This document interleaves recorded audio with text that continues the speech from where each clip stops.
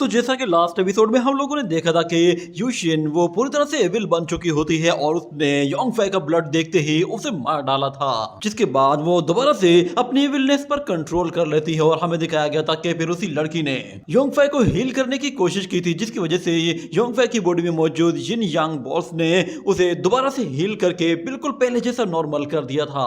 ये देखकर सारे ही लोग हैरान हो जाते हैं कि आखिर कॉर्प किंग ने योंगफे को जिंदा कैसे छोड़ दिया है।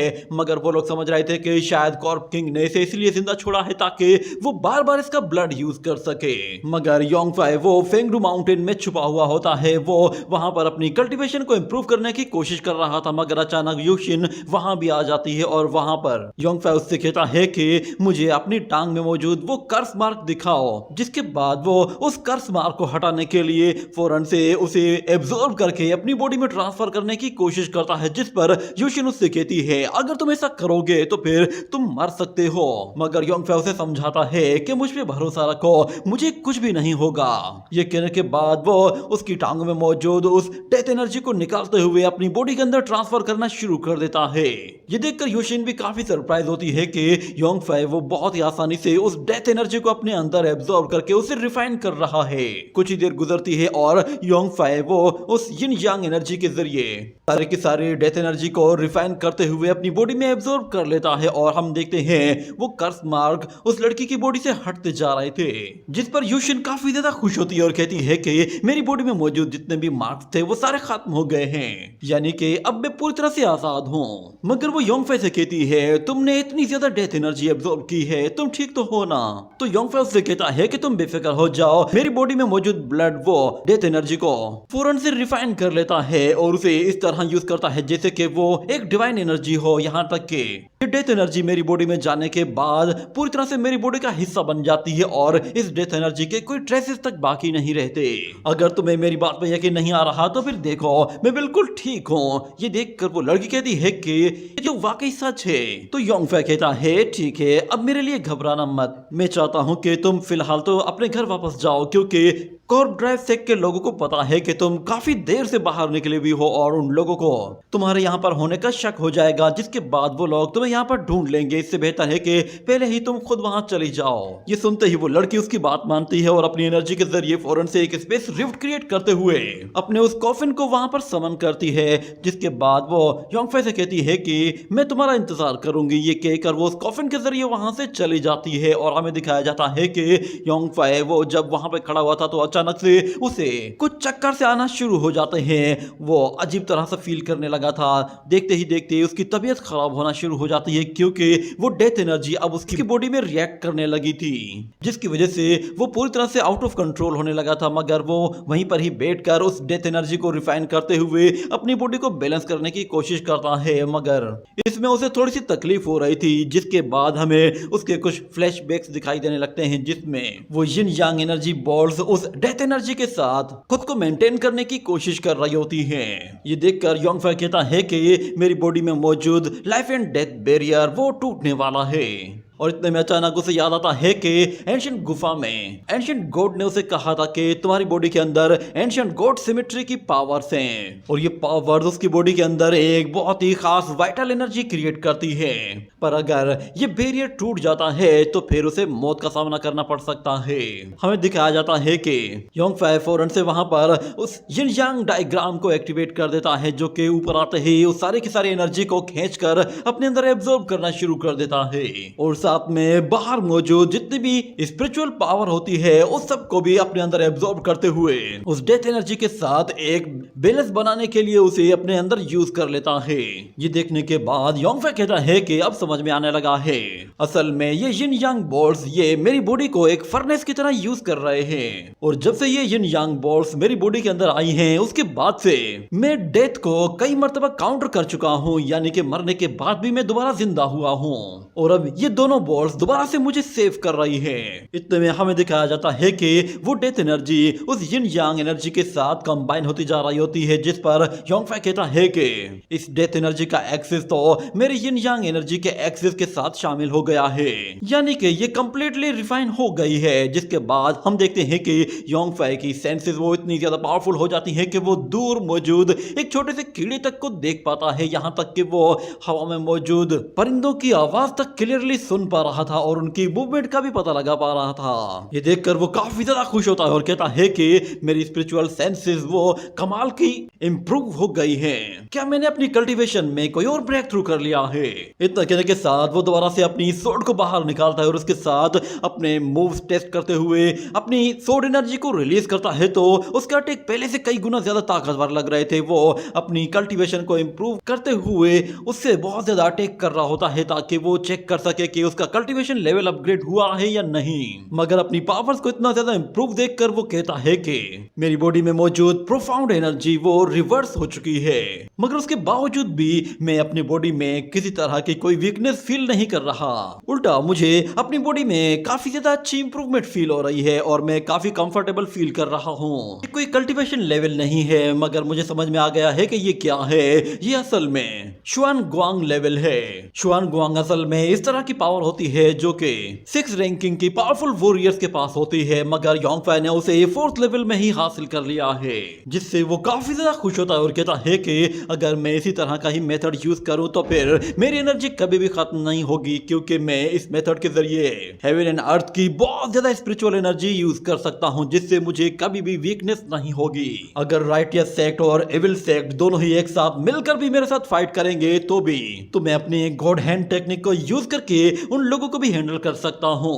इतना कहने के बाद वो अपनी पावर्स को टेस्ट करने के लिए फौरन से उस गुफा से निकलकर बाहर आ जाता है और फौरन वो टोंग टान डी यानी कि अपनी न्यू पावर्स का यूज करता है और कहता है कि ये एनर्जी बाहर की एनर्जी को मेरी बॉडी की एनर्जी के साथ फ्यूज कर रही है, और ये टेक्निक तो एंशिएंट टाइम की शुआन टोंग डी टेक्निक से मिलती जुलती है।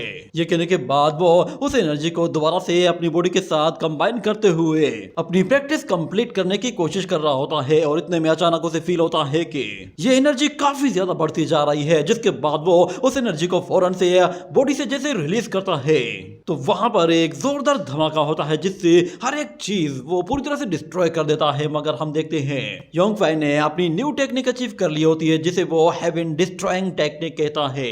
मगर इतने में उसे फील होता है कि जैसे वहां पर कोई और भी मौजूद है। जिसके बाद वो छुप कर देखता है तो उसे नजर आता है कि वहां पर नानगोंग और उसका ब्रदर दोनों ही योंगफै को ढूंढते हुए उसी तरफ आ रहे हैं। ये देखते ही योंगफै फौरन से उनकी तरफ आगे बढ़ता है और कहता है कि ये बिल्कुल ठीक टाइम पे आए हैं। ये कहने के साथ ही वो फौरन से उन लोगों के ऊपर आ जाता है और जैसे ही अपनी एनर्जी उनकी तरफ रिलीज करता है तो दूसरी तरफ से यिन ज़ोंग वो फौरन एक बैरियर बनाकर उस एनर्जी को रोक लेता है। मगर हमें दिखाया जाता है कि योंगफै यहाँ पर हेवन डिस्ट्रॉइंग हैंड टेक्निक को यूज करता है, जिससे वो उस बैरियर को तोड़ देता है और उन दोनों ही वॉरियर्स को पीछे धकेल देता है। ये देखकर वो लड़की गुस्से में आ जाती है और कहती है कि योंगफै क्या तुम पागल हो गए हो? आखिर तुम बिला वजह हम पर हमला क्यों कर रहे हो? ये कहने के साथ योंगफै दोबारा से उसकी तरफ आगे बढ़ता है और जैसे ही यिन ज़ोंग उसे मारने के लिए अपनी एनर्जी जनरेट करता है तो योंगफै उसे फौरन से डॉज करते हुए अपने डेमोनिक हैंड को यूज करते हुए फिर से यिन ज़ोंग को उठाकर दूर फेंक देता है। जिसके बाद वो नानगोंग की तरफ देखता है और दोबारा से उसी हेवन डिस्ट्रॉइंग हैंड टेक्निक को यूज करते हुए नानगोंग को भी पकड़ लेता है और उसे भी हवा में ऊपर उछाल देता है, जिसकी वजह से नानगोंग वो अपने आप को तो संभाल लेती है। मगर वो लोग हैरान होते हैं कि आखिर योंगफै को हुआ क्या है। तो योंगफै कहता है माफ करना, मैं बस थोड़ा सा प्रैक्टिस करने की कोशिश कर रहा था क्योंकि मैंने न्यूली कुछ अचीवमेंट्स हासिल की है और मेरी पावर काफी इंप्रूव हो गई है। तो तुम लोग बिल्कुल सही टाइम पे आ गए थे, तो इसीलिए मैंने सोचा कि क्यों ना मैं अपनी न्यू पावर्स को इस वक्त यूज करके देख लूं। ये सुनकर यिन ज़ोंग कहता है कि तुमसे बिछड़े सिर्फ एक ही दिन हुआ है और एक दिन के अंदर तुमने अपनी पावर को इतना बढ़ा लिया है। और फिर नानगोंग कहती है तुम्हारा दिमाग तो ठीक है, हम लोग तो यहाँ पर सिर्फ और सिर्फ तुम्हारी हेल्प करने करने के लिए आए थे और तुम्हें देखने के लिए आए थे, मगर तुम तो उल्टा हम पर ही हमला करने लगे हो। क्या तुम्हारा हमें मारने का इरादा था? तो योंगफे उन लोगों से कहता है कि मैं फिर से माफी मांगता हूँ, असल में मैं अपने आप को कंट्रोल नहीं कर पाया। मेरी न्यू पावर्स वो बस अभी अभी अचीव हुई है और तुम लोगों ने बिल्कुल सही टाइम पे एंट्री मारी है, तो मैंने सोचा कि तुम लोगों के साथ में अपनी पावर को टेस्ट कर लूंगा। पर मैं इस सब के लिए फिर से तुमसे माफी मांगता हूँ। पर नानगोंग कहती है, तुम्हें क्या लगता है कि तुम्हारी माफी ये काफी होगी? इससे काम नहीं चलने वाला। तुमने मुझे हर्ट किया है तो इसके लिए तुम्हें हर्जाना देना पड़ेगा। तो योंगफे कहता है, चलो अब ऐसी बेकार की बातें मत करो, मैं तो बस सिर्फ टेस्ट कर रहा था। अगर मैं तुम्हें मारना चाहता तो शायद तुम लोग आज यहाँ पे जिंदा ना खड़े होते, और ऊपर से तुम लोग तो मुझे ब्लैकमेल करने पर उतर आए हो। अच्छा हुआ कि मैंने तुम लोगों को जान से नहीं मारा, ना ही इंजर्ड किया है, वरना तुम लोग सारी जिंदगी मुझे ब्लैकमेल करते रहते। मगर नानगोंग कहती है, मैंने तो अभी कुछ कहा ही नहीं और तुम ये कैसे कह रहे हो कि मैं तुम्हें ब्लैकमेल करना चाहती हूँ? क्या तुम अपनी रिस्पॉन्सिबिलिटी से पीछे भागना चाहते हो? ये सुनकर योंगफे कहता है कि अच्छा ठीक है, मुझे बताओ कि तुम्हें क्या चाहिए। तो वो लड़की कहती है, तुमने बस अभी अभी मुझे मीट यांग हेवन डिस्ट्रॉइंग हैंड के जरिए उछालकर फेंका था, अब मैं चाहती हूँ कि तुम वही हैंड टेक्निक मुझे सिखाओ। तो योंगफे कहता है, ठीक है, जब मेरा मूड अच्छा होगा तो मैं तुम्हें ये टेक्निक जरूर सिखा दूंगा। मगर वो लड़की कहती है कि इसके अलावा भी मुझे कुछ और सीखना है, मैं जानना चाहती हूँ कि आखिर तुमने उन कॉर्प्स की बॉडीज को किस तरह कट किया था, मुझे वो भी सीखना है। हमने सुना है तुमने 13 कॉर्प बॉडीज को एक एक करके चुन चुन के मारा है, और वैसे भी तुम्हें आगे चलकर हमारा साथ भी तो देना है, हमें श्वानजेंग को पकड़ना है। फिलहाल तो सिर्फ और सिर्फ हमारे पास मैंगलियार है, जब हम श्वानजेंग को पकड़ने के लिए जाएंगे तो तुम्हारे पास काफी टाइम होगा और तुम उस वक्त हमें काफी कुछ सिखा सकते हो। पर योंगफे उसे बताता है कि कुछ चीजें ऐसी होती हैं जिन्हें सिखाया नहीं जा सकता, इसलिए मैं उन टेक्निक्स को लेकर तुम्हें कुछ भी नहीं सिखा सकता। कुछ चीजें ऐसी होती है जिन्हें चाहे कोई कितना भी प्रैक्टिस कर ले वो उन्हें अचीव नहीं कर सकता, क्योंकि वो इनेट टेक्निक्स होती हैं। ये सुनकर यिनसोंग कहता है कि इनेट टेक्निक, तो तुम्हारा कहने का मतलब ये है कि तुम उन कॉर्प एंजल्स को सिर्फ इसलिए मार पाए क्योंकि तुम्हारे पास इनेट ब्लड है? तो योंगफे कहता है कि हाँ, और तुम्हें क्या लगता है कि मैं किस तरह मार सकता हूँ? जिसके बाद यिनसोंग कहता है, वेस्टर्न कल्टीवेशन में जिस तरह की पावर्स को यूज किया जाता है उन्हें डार्क मैजिक पावर या फिर डिमोनिक कल्टीवेशन कहा जाता है, और यही डिमोनिक कल्टीवेशन सिर्फ और सिर्फ एविल स्पिरिट्स को अपने पास आने से रोक सकती है। ये कहने के बाद योंगफे फौरन से अपने हाथों से एनर्जी जनरेट करते हुए उसे एक छोटा सा डेमो दिखाता है, जिस पर वो लोग भी हैरान हो जाते हैं। और योंगफे उससे कहता है कि ये जो तुम एनर्जी देख रहे हो इसे ही डिमोनिक कल्टीवेशन कहा जाता है। ये कहने के बाद वो लोग फौरन से एक जगह जाकर बैठ जाते हैं, जिसके बाद योंगफे उन लोगों को बताता है कि जहां तक एविल स्पिरिट्स को अपने आप से दूर रखने की बात है तो तुम लोग इस बात पे यकीन कर सकते हो कि मैं एक डीमन गॉड डिसेंडेंट हूँ, और जितने भी एविल स्पिरिट्स हैं वो मुझ पर कंट्रोल नहीं कर सकती। ये सुनते ही नानगोंग उसका मजाक उड़ाने लगती है और कहती है, अगर तुम एंशिएंट गॉड्स के डिसेंडेंट हो तो फिर इसका मतलब ये है कि मैं आज से एक एंशिएंट गॉडेस हूँ और मैं दोबारा से रीइंकार्नेट होकर इस दुनिया में आई हूँ। मगर यिनसोंग फौरन से वो एक एंजल का कटा हुआ हाथ उसके सामने लाकर रख देता है, जिस पर योंगफे उससे कहता है कि एक एंजल का कटा हुआ हाथ, तुम तो सच में बहुत ही ज्यादा लालची हो, तुमने कॉर्प बॉडीज को भी नहीं छोड़ा। मगर यिनसोंग कहता है कि ब्रदर, क्यों ना पहले तुम हमें एक छोटा सा डेमो दे दो ताकि हमें भी तो यकीन आए कि तुम एंशिएंट गॉड्स के डिसेंडेंट हो। तो योंगफे कहता है, अच्छा तो ऐसी बात है, तुम लोगों को यकीन नहीं है ना, चलो मैं तुम्हें दिखा देता हूँ। ये कहने के बाद वो फौरन से एक रिचुअल परफॉर्म करने की कोशिश करता है और उन लोगों के सामने बहुत सारे स्पेल्स फेंकता है और कहता है कि मैं एक ग्रेट गॉड के नाम पर तुम लोगों को इमोर्टैलिटी ग्रांट कर रहा हूँ। आज से मैं यिनसोंग को अपना डिसाइपल एक्सेप्ट कर रहा हूँ और नानगोंग वो आज से मेरी पर्सनल मेड बनकर रहेगी। ये सुनकर नानगोंग कहती है, तुम एक नंबर के कमीने हो। जिसके बाद योंगफे फौरन से अपने स्पेल्स और अपने हाथ में मौजूद बेल को फेंक देता है और उन लोगों को प्रूव करने के लिए फौरन से अपनी उंगलियों पर एक हल्का सा कट लगाता है और फिर यिनसोंग के पास जाकर उसके हाथ को पकड़कर अपना वो ब्लड ड्रॉप उसकी फिंगर पर गिराते हुए उससे कहता है कि अब ये ड्रॉप जाकर उस डीमन हैंड के ऊपर रख देना, फिर जिसके बाद तुम्हें नजर आएगा कि उस पर क्या रिएक्शन होता है। ये सुनकर वो लड़का डर के मारे आहिस्ता आहिस्ता अपना हाथ आगे बढ़ाता है और जैसे ही वो ब्लड ड्रॉप उस एंजल के हाथ के ऊपर रखता है तो फिर वो एंजल हैंड ऐसा ऐसा क्रैक होने लगा था। ये देखकर वो लड़की भी मान जाती है कि ब्रदर चेन ये तो कमाल हो गया। और यिनजुंग भी कहता है कि इसका मतलब ये है कि तुम वाकई में एंशिएंट गॉड डिसेंडेंट हो। जिसके बाद नानगोंग उससे कहती है क्यों ना मैं तुम्हारा ब्लड खींचकर तुम्हारी बॉडी से निकाल लूं, उसके बाद फिर ये डिवाइन एबिलिटीज मेरे अंदर भी आ जाएंगी। जैसे उसकी तरफ आगे बढ़ती है तो योंगफे उसे धक्का देकर पीछे हटा देता है, जिससे उस लड़की को थोड़ा सा बुरा फील होता है, मगर वो इस बात को इग्नोर करती है और योंगफे से कहती है तुम तो बुरा मान गए, मैं तो बस तुम्हें ऐसे ही मजाक में चिढ़ा रही थी। आखिर मैं तुम्हारे ब्लड को एब्जॉर्ब क्यों करूंगी? एक तो तुम्हारे पास डिवाइन ब्लड है और ऊपर से तुम मेरे हीरो हो, तुम मेरे फ्यूचर के प्रिंस हो। मैं तो चाहूंगी कि तुम्हारी कल्टीवेशन और भी ज्यादा इंप्रूव हो ताकि मैं तुम्हारे साथ खुशी खुशी रह सकूं और फिर तुम जितने ज्यादा पावरफुल बनोगे तुम मुझे उतने ही अच्छे लगोगे। जिसके बाद यिनजुंग उससे कहता है कि अगर तुम्हारे पास इस तरह की डिवाइन पावर्स हैं तो फिर तुमने कॉर्प ड्राइव सेक के लोगों को खत्म क्यों नहीं कर दिया? तो फिर योंगफे उन लोगों से कहता है कि कॉर्प ड्राइव सेक के लोगों को मारना इतना बड़ा मसला नहीं है, मगर उन लोगों ने कुछ डेड वॉरियर्स को भी इसमें इन्वॉल्व कर दिया है जो कि काफी हद तक गॉड लेवल के बराबर के हैं और उन्हें हराने के लिए मुझे तुम लोगों की मदद चाहिए। जिस पर यिनजुंग कहता है ब्रदर बताओ तो सही कि तुम्हें हमसे क्या चाहिए? तो योंगफे उससे कहता है मैं इविल सेक्ट और राइटियस सेक्ट दोनों के डिसाइपल्स को एक जगह इकट्ठा करना चाहता हूँ और दोनों ही एक साथ मिलकर कॉर्प ड्राइव सेक्ट पर हमला करें। वो उन लोगों को बताता है कि कॉर्प ड्राइव सेक्ट आज से हजारों साल पहले ही डिस्ट्रॉय हो चुका था। एक तरफ 6 इविल सेक्ट और दूसरी तरफ 5 सीक्रेट लैंड। ये लोग आपस में एक दूसरे से बहुत ज्यादा नफरत करते हैं और ऊपर से हम लोगों को इन्हें भी इकट्ठा करना होगा, क्योंकि हमें कॉर्प ड्राइव सेक्ट को हराना है तो पहले हमें उन लोगों की स्पिरिचुअल वेन्स को जाकर डिस्ट्रॉय करना होगा, जिसकी मदद से वो लोग इमोर्टल लेवल के कॉर्प्स को समन कर सकते हैं। ये कहने के बाद हमें दिखाया जाता है कि वो वहां पे मौजूद इविल और राइटियस पाथ के डिसाइपल से जाकर एक एक करके मिलता है और उन लोगों को अपनी मदद करने के लिए इनवाइट करता है और उन लोगों को समझाने की कोशिश करता है कि अगर हम लोगों ने कॉर्प ड्राइव सेक्ट को डिस्ट्रॉय न किया तो आगे चलकर वो लोग हमारे सारे सेक्ट्स पर कब्जा कर लेंगे और फिर सब कुछ बर्बाद हो जाएगा।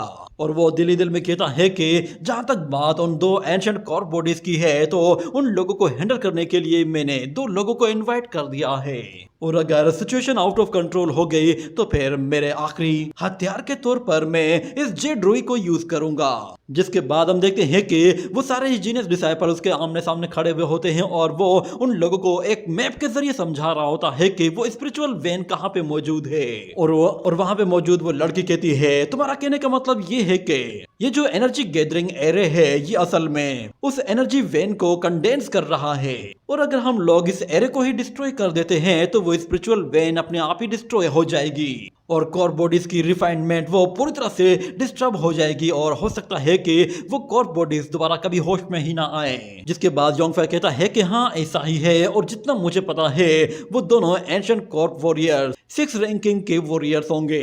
अगर एक मर्तबा हम लोग स्पिरिचुअल वेन से उन्हें कट ऑफ कर देते हैं तो उनकी पावर बहुत ज्यादा डाउन हो जाएगी और उन्हें हराने के चांसेस काफी ज्यादा बढ़ जाएंगे। मगर एक वॉरियर कहता है जहां तक हमें पता है उन लोगों ने पहले ही एक एंशिएंट कॉर्प किंग को अवेकन कर लिया है और सुनने में आया है उस एंशिएंट कॉर्प किंग ने तो तुम्हें जान से मार ही डाला था। तो योंगफे कहता है जरा ये देखो। इतना कहने के बाद वहां पर एक पोर्टल खुलता है और उसके अंदर से एक एंशिएंट कॉफिन और यूशिन दोनों बाहर आती हैं। उन्हें देखकर वो सारे ही लोग हिल जाते हैं कि ये तो कॉर्प किंग है। योंगफे ने यहाँ पर एंशिएंट कॉर्प किंग को बुला लिया है जिसकी वजह से वो सारे ही कांपना शुरू हो गए थे क्योंकि उन लोगों को पता था कि उस एंशिएंट कॉर्प किंग की पावर्स क्या हैं। यहाँ तक कि वो लोग तो उससे लड़ने के लिए फौरन से अपनी तलवारें निकाल लेते हैं, मगर योंगफे उन लोगों से कहता है कि इससे डरने की जरूरत नहीं है, ये अब हमारे साथ है। ये सुनकर वो लोग चौंक जाते हैं कि ये क्या बकवास कर रहा है, क्या ये एंशिएंट कॉर्प किंग को अपने कंट्रोल में कर चुका है? क्या इसने कोई खास पावर यूज की है जिससे इसने एंशिएंट कॉर्प किंग के साथ हाथ मिला लिया है? मगर हमें दिखाया जाता है कि वो लड़की सीधा योंगफे के पास आती है और मगर योंगफे उन लोगों को बताता है कि पहले तो कॉर्प ड्राइव सेक्ट के लोग वो इसे अपने मतलब के लिए यूज कर रहे थे, मगर अब कॉर्प ड्राइव सेक्ट के लोग इसे कंट्रोल नहीं कर सकते और ये जो फॉर्मेशन डायग्राम नाम तुम्हें नजर आ रहा है ये इसी ने ही मुझे बनाकर दिया है। और यूशिन उन लोगों को बताती है कि हम लोगों को वो स्पिरिचुअल वेन जितना जल्दी हो सके कट ऑफ कर देनी चाहिए, क्योंकि वो स्पिरिचुअल वेन उन एंशिएंट कॉर बॉडीज को बहुत ही ज्यादा स्ट्रॉन्ग बना रही है। अगर वो वेन कट हो जाती है तो उन एंशिएंट वॉरियर से लड़ना मुमकिन हो सकता है। जिसके बाद योंगफा उन लोगों से कहता है कि ये लड़ाई काफी ज्यादा खतरनाक है, यूं समझ लो कि यहाँ पे जिंदगी और मौत का खेल होने वाला है। अगर तुम लोग इस खेल से पीछे हटना चाहो तो मैं तुम लोगों को बिल्कुल भी नहीं रोकूंगा। मगर एक वॉरियर कहता है कि मैं हार नहीं मानूंगा, उन लोगों ने हमारे एंसेस्टर्स की बॉडीज को रिफाइन किया है, ये हमारे सेक्ट की इंसल्ट है और हम लोग इसका बदला हर हाल में लेंगे। और शाओलिन टेंपल का वो लड़का भी कहता है कि उन लोगों ने हमारे एंसेस्टर को समन किया था, अच्छा हुआ कि वो अब इस दुनिया में नहीं है, मगर उन लोगों ने हमारे एंसेस्टर्स को यहाँ पे समन करके ऐसा गुनाह किया है कि जिसकी सजा उन्हें देना बहुत जरूरी है। और मेरा शाओलिन टेंपल आज से उन लोगों से जंग का ऐलान कर रहा है। ये कहने के बाद वहां पे मौजूद हर एक बंदा फिर कहना शुरू कर देता है कि हम लड़ने के लिए तैयार हैं, हमारा सेक्ट भी इस लड़ाई में शामिल होगा। जिसके बाद योंगफा कहता है कि अगर ऐसा है तो फिर ठीक है। ये कहते ही वो अपने हाथ में फिर से कट लगाता है, जिस पर वो सारे ही लोग हैरान हो जाते हैं कि ब्रदर आखिर ये तुम क्या कर रहे हो। तो योंगफा एक छोटा सा कप लेता है और अपना ब्लड उस कप के अंदर डालना शुरू कर देता है और उन लोगों से कहता है कि मेरा ये मेथड असल में ब्लड कॉर्प को तोड़ने के लिए यूज किया जा सकता है। वैसे भी अब मैं सीक्रेट को और ज्यादा सीक्रेट नहीं रखना चाहता। अब अगले कुछ दिनों में मैं अपनी जिंदगी को रिस्क में डालने वाला हूँ और मैं अपने ब्लड को हर रोज तुम लोगों के साथ शेयर करूंगा।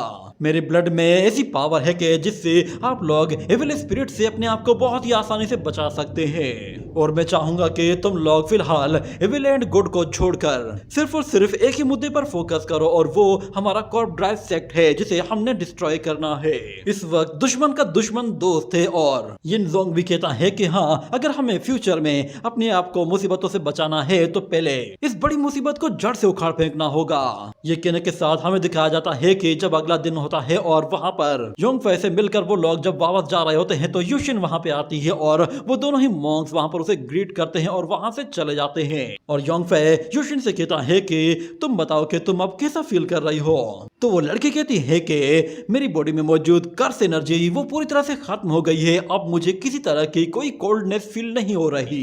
अब मैं फ्यूचर में माउंटेन्स और रिवर्स को अच्छी तरह से जाकर देखूंगी, यहाँ तक कि पूरी दुनिया को विजिट करूंगी और मैं चाहती हूँ कि इस माउंटेन एंड रिवर सफर में तुम भी मेरे साथ चलो। तो योंगफा कहता है कि हाँ क्यों नहीं, फ्यूचर में हम लोग एक साथ ही जाएंगे और फिलहाल तो हमें कॉर्प ड्राइव सेक के साथ अपना हिसाब किताब चुकता करना है। तो यूशिन कहती है अपने वादे से मुकरना मत, तुमने मुझसे वादा किया है कि तुम मेरे साथ घूमने चलोगे। जिस पर योंगफा कहता है तुम बेफिक्र हो जाओ। मगर यूशिन कहती है कि कॉर्प ड्राइव सेक की जहाँ तक बात है तो तुम बेफिक्र हो जाओ, क्योंकि मेरी पावर वो पूरी तरह से रिस्टोर हो चुकी है और अब फेंगडू माउंटेन में कोई भी ऐसा नहीं कि जो मेरा मुकाबला कर सके।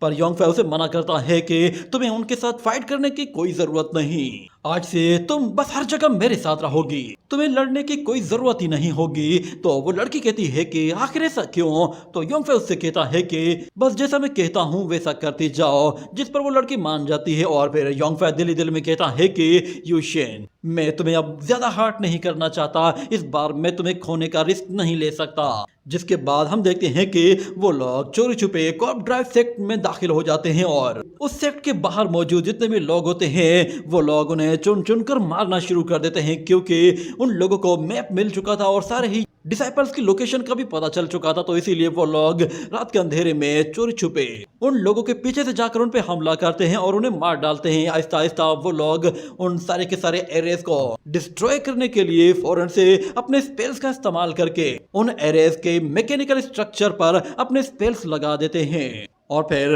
एक जगह से काम कंप्लीट होने के बाद वो लोग फौरन से दूसरी जगह चले जाते हैं और कहते हैं कि हम लोगों ने इन मैकेनिज्म्स के ऊपर अपने ब्लास्ट पेपर्स लगा दिए हैं। और योंगफा उन लोगों से कहता है जैसे ही लड़ाई शुरू हो वैसे ही इन जिन एरेज को हमने सबसे पहले डिस्ट्रॉय करना होगा। इसकी मदद से कॉर्प ड्राइव सेक्ट वो पूरी तरह से पावरलेस हो जाएगा। मगर इस लड़ाई को शुरू करने से पहले हमें कुछ और पावरफुल कल्टीवेटर्स की जरूरत है और उसके लिए हमें बस थोड़ा सा वेट करना है। वो लोग बस किसी भी टाइम यहाँ पे आते होंगे। मगर यहाँ पर एक वॉरियर उससे कहता है कि अगर कॉर्प ड्राइव सेक को हमारे बारे में पता चल गया तो हम लोगों ने जो कुछ भी किया है वो उस सब पर पानी फिर जाएगा।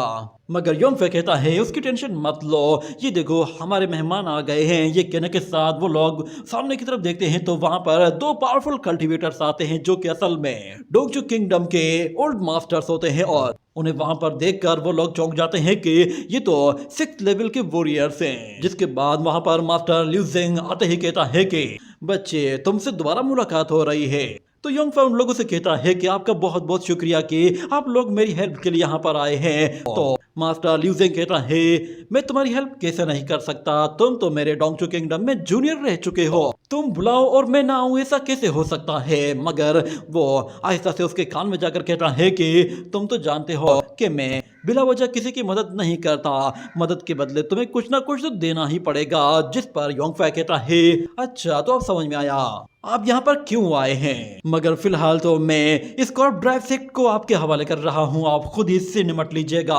जिसके बाद वो वहां पे मौजूद सारे ही वॉरियर से कहता है कि चलो तो कॉर्प ड्राइव सेक्ट को आज से ही तबाह करना शुरू करते हैं। ये कहने के साथ वो लोग वहां पे मौजूद उस जिन एरे के मैकेनिज्म को पूरी तरह से डिस्ट्रॉय करना शुरू कर देते हैं, जिससे वहां ग्राउंड में मौजूद जितने भी मैकेनिकल स्ट्रक्चर्स बने हुए होते हैं वो पूरी तरह से डिस्ट्रॉय होना शुरू हो जाते हैं और वो जिन एरे पूरी तरह से खत्म होने लगता है, जिससे हर एक चीज पूरी तरह से तबाह बर्बाद होने लगी थी। और कॉर्प ड्राइव सेक का मास्टर वो ये देखता है तो वो बिल्कुल बौखला सा जाता है और कहता है कि मैं कॉर्प ड्राइव सेक का मास्टर हूं, आखिर किसकी इतनी हिम्मत हुई कि जिसने मेरे फेंगडू माउंटेन को डिस्ट्रॉय किया है, आखिर किसकी इतनी हिम्मत हुई जो मुझे लड़ाई के लिए ललकार रहा है। इतने में अचानक एक डिसाइपल भागते हुए आता है और कहता है कि मास्टर कुछ गड़बड़ हो गई है, बाहर हर सेक्ट का बंदा आया हुआ है और वो पूरे के पूरे लोग एक साथ मिलकर हमारे सेक्ट को बर्बाद कर रहे हैं। इतने में हमें दिखाया जाता है कि इविल सेक्ट और राइटियस सेक्ट के लोग एक साथ मिलकर वहां पर फाइट कर रहे होते हैं और कॉर्प ड्राइव सेक्ट के लोग वो उनका मुकाबला नहीं कर पा रहे थे क्योंकि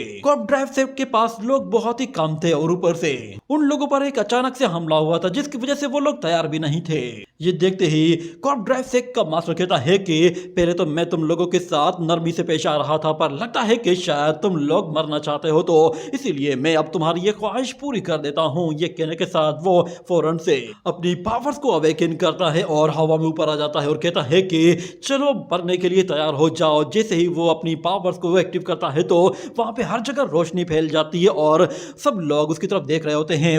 उसकी बॉडी से निकलने वाली एनर्जी इतनी खतरनाक होती है कि वो लोगों को उठाकर दूर फेंक रही होती है। मगर वो लोग देखते हैं कि वो कॉर्प ड्राइव सेक्ट का मास्टर वहां पर किसी एंशिएंट बॉडी को समन कर रहा है, जिस पर वो लोग कहते हैं कि क्या ये कोई एंशिएंट गॉड है। ये कहने के साथ ही ये एपिसोड यहीं पे ही एंड हो जाता है।